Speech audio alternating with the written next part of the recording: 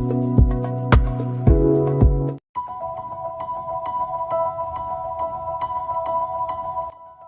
అండి, హాయ్ అందరికి, welcome to లజీజా kitchen. ఈ రోజు మనం చేయబోయే రెసిపీ ఏంటంటే అందరికి ఎంతో ఇష్టమైన గులాబ్ జామున్ రెసిపీ. లోపల పిండి పిండిగా కాకుండా మరియు ఉండల్లా రాకుండా సాఫ్ట్ గా అండ్ స్మూత్ గా ఉండే ఈ గులాబ్ జామ్ రెసిపీని ఎలా చేయాలో చూసేద్దామా. ముందుగా గులాబ్ జామ్ తయారు చేసుకోవడానికి ఒక బౌల్ తీసుకుని ఇన్స్టెంట్ గులాబ్ జామ్ పౌడర్ వేసుకోవాలి. వేసుకున్న తర్వాత ఈ ఇన్స్టెంట్ పౌడర్ లో 1/2 కప్ మిల్క్ తీసుకుని కొంచెంగా వేసుకుని చూసుకుని జాగ్రత్తగా కలుపుకోవాలి. మీరు ఈ పిండి అనేది ఎంత బాగా కలుపుకుంటే అంత బాగా సాఫ్ట్ గా ఇంకా లోపల ఉండలేకుండా గులాబ్ జామ్ అనేది తయారవుతుంది. చూస్తున్నారు కదా, పిండి అనేది ఈ విధంగా కలుపుకోవాలి. కలుపుకున్న పిండిని పక్కన పెట్టుకుని ముందుగా ఒక బౌల్ తీసుకుని బౌల్లో 500 గ్రామ్స్ షుగర్ వేసుకుని వాటర్ 1/2 లీటర్ వేసుకుని హై ఫ్లేమ్లో షుగర్ అనేది మెల్ట్ అయ్యేంత వరకు బాగా కలుపుకుంటూనే ఉండాలి.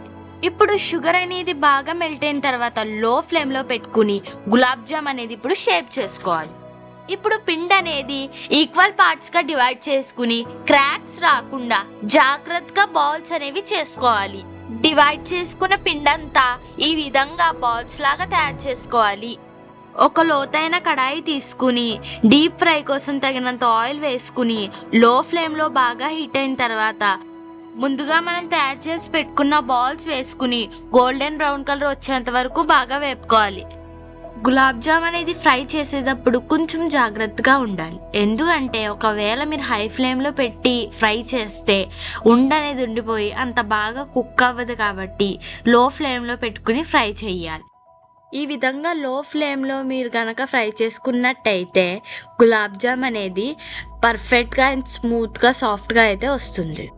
ఈ విధంగా గోల్డెన్ బ్రౌన్ వచ్చేంత వరకు ఫ్రై చేసుకుని ముందుగా మనం తయారు చేసి పెట్టుకున్న షుగర్ వాటర్లో వేసుకోవాలి.